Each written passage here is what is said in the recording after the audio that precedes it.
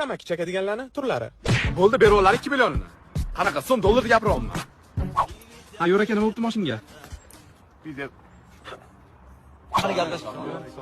Hurmat yuzasidan bitta sigaret tugashatmaysizmi? Qolib ketmaydi akalar. Addushik sport. Charchamaylar. Xola chech beravering. Bu ko'pi bo'lam. Xolaman, xola.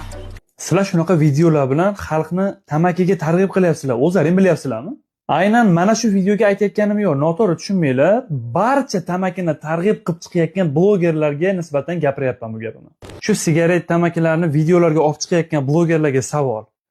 Tamakini zararligini bilasizlarmi o'zi? Xabarlaring bormi? Sigaretning birinchi va eng yomon zarari bu kasallik keltirib chiqarishi. Qon tomir kasalliklari, yurak kasalliklari, rak kasalligi, bronxit keltirib chiqarishi mumkin, yo bo'lmasam o'pka kasalligini keltirib chiqarishi mumkin, jigar kasalligini keltirib chiqarishi mumkin. Ikkinchidan, O'zbekiston bo'yicha har yili 10 mingdan ziyod insonlar sigaret tufayli, e'tibor beringlar, tamaki tufayli o'lib ketishidan xabarlaring bormi?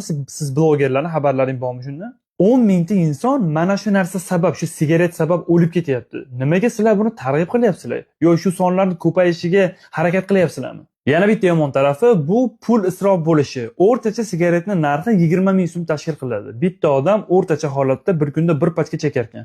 365 kunga 20 ming so'mni ko'paytirib ko'rilsa, 7 million 300 ming so'm summa chiqyapti. Bu degani bitta kashanda bir yilda 7 million 300 ming so'mni havoga sovurib yuboryapti va shu pulga o'ziga kasallik sotib olyapti degani. Sizlar chiqarayotgan videolar bu fojiani oddiy hollashtirib beryapti xolos. Balki videolaringga sifat kirishini xohlarsizlar, balki videolaringga qanaqadir jiddiylik qo'shish maqsadida chekarsizlar, bu narsani olib chiqarsizlar. Bilmayman, shuni o'rniga cho'pa-cho'p qo'yib chiqsalaring ham jiddiy chiqaveradi agar o'zlaring ko'rsatib bersalaring. Sigaret qo'shish shart emas.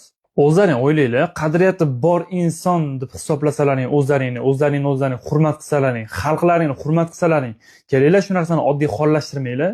Aqlini tanigan, e'tiqodi, qadriyati bor insonlarning oldida hurmat e'tiborlaring tushib boraveradi, o'zlaring bilmaysizlar. Meni hech kimda adovatim yo'q. Men millatimni, yurtdoshlarimni, dindoshlarimni sevaman, yaxshi ko'raman. Ular rivojlansin deyman va kelajakdagi o'zimdan keyingi avlodga sog'lom, qadriyatli muhit qoldirish tarafdoriman. Shuning uchun tanqidimni to'g'ri tushunasizlar degan umiddaman. Agar bu gap sizga tegishli bo'lsa, iltimos o'zingizni isloh qiling.